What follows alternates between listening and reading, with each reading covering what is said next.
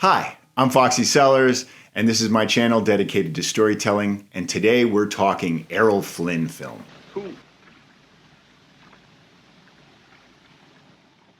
If you fancy fables, fiction, tall tales, and high adventure, I'm your guy. If you would, click the like, click the subscribe. You'll be alerted to videos in the future that I produce. If you don't click subscribe, but you click like, by the grace of random chance, you might come across me again. So please go ahead, click subscribe. Also comment if you would. I love me some Errol Flynn films, and he's best known for his romance, his Western, and his war films, but he's mostly known for his swashbuckling adventure films. Errol Flynn is his real name, unlike Cary Grant. He's an Australian-born actor, and Errol Flynn is one of my favorites from the golden age of Hollywood films. These are my 11 favorite Errol Flynn films ranked from worst to best, starting with number 11, Dodge City. I'm going to stay right here. I know, Patrick. You are the most stubborn little female I've ever met in my life entirely. Can't you understand I'm doing this because I love you? So this is one of the films that he did with Olivia de Havilland. It's one of the films that he did with Michael Curtis. He does a bunch of films with him. You know, I almost get the feeling that Michael Curtis was like, that was one of his preferences, is like, I'll do a movie, but, you know, Errol Flynn's got to be the starring actor in it. This one's, it's not that complicated. He's a cattle rancher. And he comes to Dodge City, but he finds that the town is lawless and completely out of control. So he becomes the sheriff. It's not out of left field, pretty much, as far as Westerns go. This one has Max Steiner does the music for it. And, you know, if you're familiar with the composers from that time period, he did King Kong, he did Gone with the Wind, he did The Searchers, he did Casablanca, he did Jezebel. I mean, he's got iconic scores, so, you know, that does help this movie along. And this is one of the better Westerns out there, so there you have it. Number 10 is Objective Burma.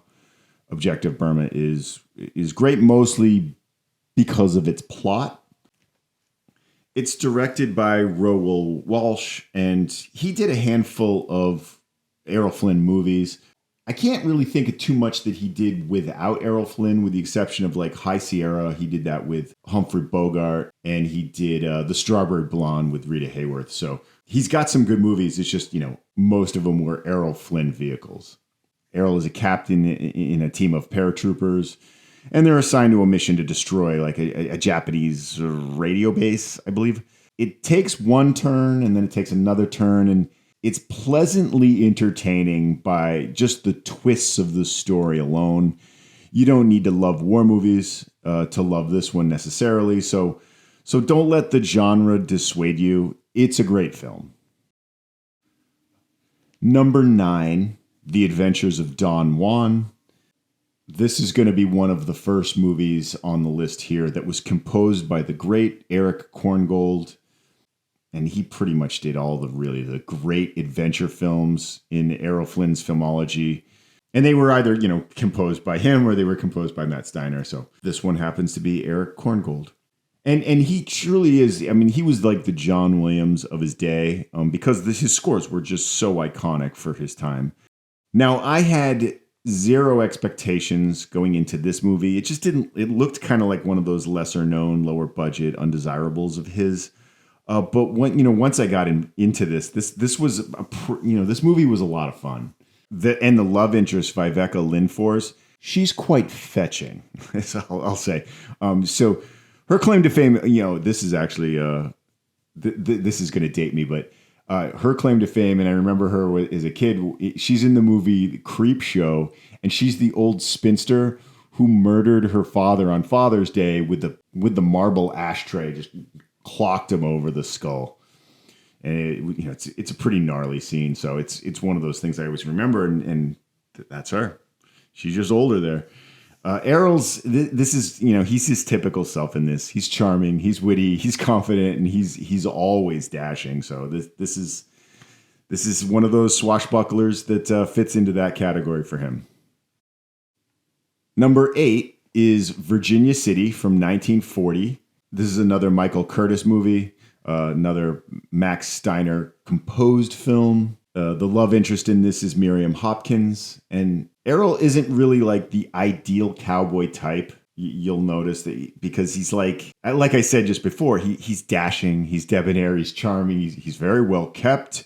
And I don't want to say condescending, but he glows with confidence and wit. So that doesn't necessarily fit the image of the weathered, steeped in hardship and beaten down Western traveler.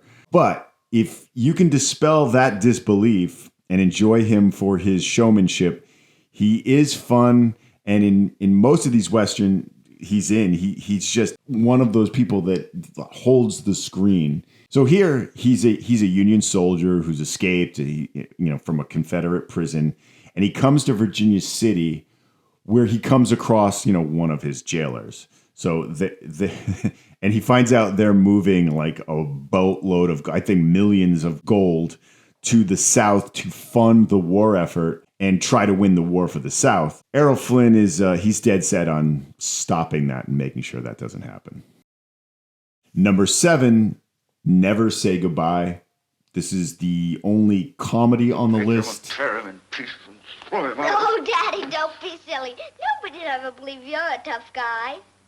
Why not? It's from 1946, and the love interest is Eleanor Jean Parker, she's fantastic. I do like her in this.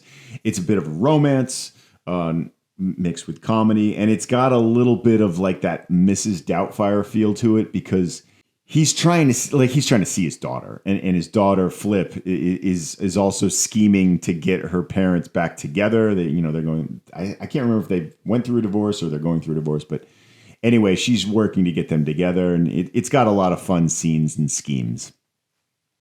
Number 6 is The Prince and the Pauper from 1937. Of course, it's the Mark Twain story that everybody knows, and it's that classic, switching of the doppelganger king, in this case, a prince. Again, it's another swashbuckling type movie, and it's composed by, of course, Eric Korngold. This one is less of an Errol Flynn vehicle because it's more about the two young twin boys who play the prince and the pauper, of course.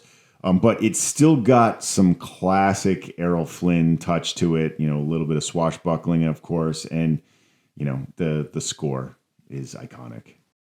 Number 5 is They Died with Their Boots On.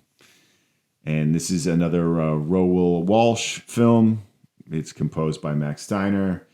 This one has Olivia de Havilland in it. So, anytime she's in it, it's very, very striking. This is his best Western, in my opinion. And, with Olivia de Havilland in it, it's the story of Custer's last stand, of course. So, we all know how that goes. But with this, it has a lot of that like Braveheart-esque type speeches. And I think out of all of the movies so far, this one has the most heart. Number 4 is Gentleman Jim from 1942. This is another Raoul Walsh film. And this one is based on the real-life boxer James Corbett. Gentleman Jim, I believe, is probably one of the most underrated boxing films. I mean, so Alexis Smith is in it, and she's a knockout. And the wit and a lot of the dialogue that you hear in this film is great. And as a character, you have some like wonderfully inspiring success that occurs with this character. I don't know why this one isn't more widely known. It's a real life story, and it takes place, I think, like the turn of the century roughly, and tells the story of the heavyweight champion of that time. It's smart, it's uplifting, and it's a really great period piece. Number 3 is Captain Blood from 1935. It's another Michael Curtis movie. It's got Korngold music, and it's got Olivia de Havilland in it. So the last 3 films on this list are going to be what Errol Flynn is best known for. His swashbuckling, high-adventure films. Too dignified for him. Can you swim, Colonel Darling? We're giving you the chance to cool off some of that excessive heat of yours. Over the side with him, man! I put Captain Blood third because it takes a little time to kind of get going. It's slower paced, but it's a fantastic story. All three of these final films are Michael Curtis films. All are composed by Korngold. So right there, it's got essential ingredients to entertain an audience. This one was nominated for Best Picture, and the American Film Institute lists the film on the top 100 greatest thrills. It's the top 100 greatest heroes with Errol Flynn's character, Captain Blood.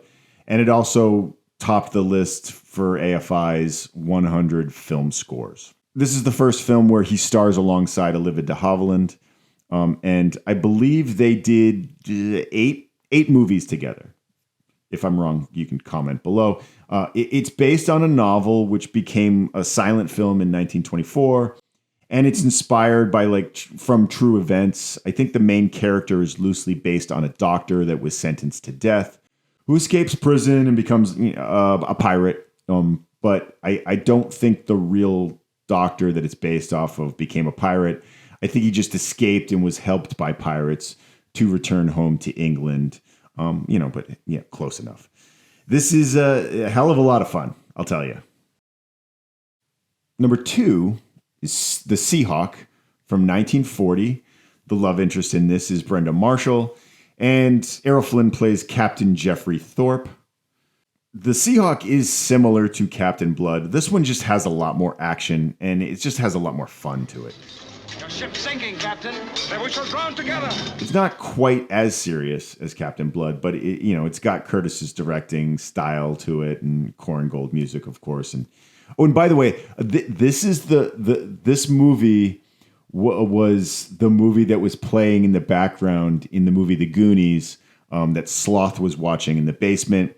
And the pirate ship from that movie is modeled after the ship in The Seahawk.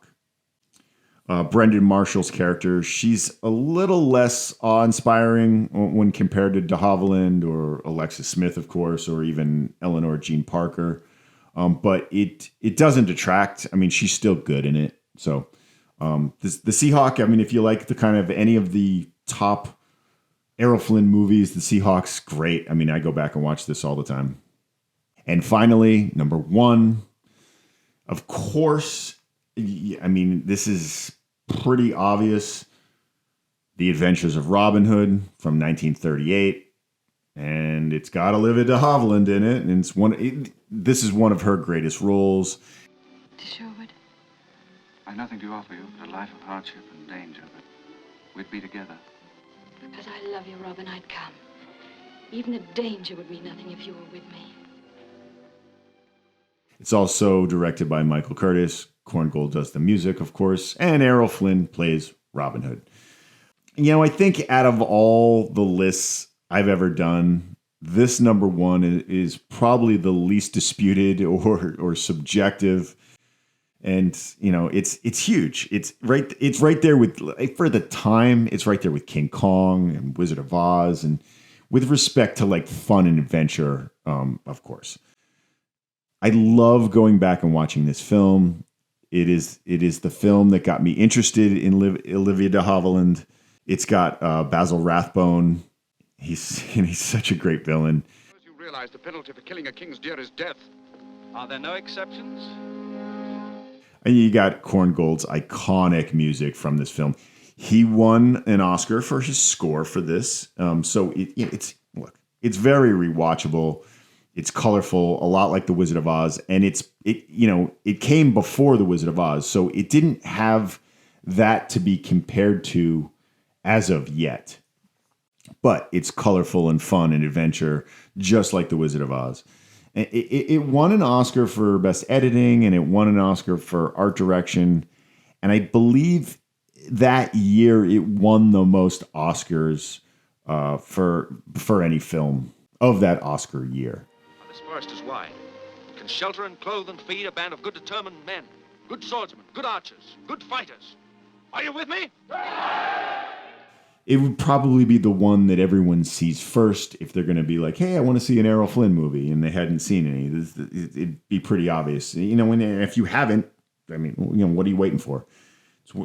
I think it's probably it's definitely in my top 100 films of all times list for myself. So, yeah, check it out.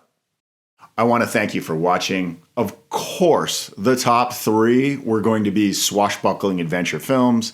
And the biggest, it's undisputed pretty much how big Robin Hood was. That's not only his biggest film, but it's my favorite Errol Flynn film. If you would, go ahead, click the like, click subscribe. You'll find out about more videos just like this in the future that I produce. I want to thank you for watching. I'm Foxy Cellars. Have a great day.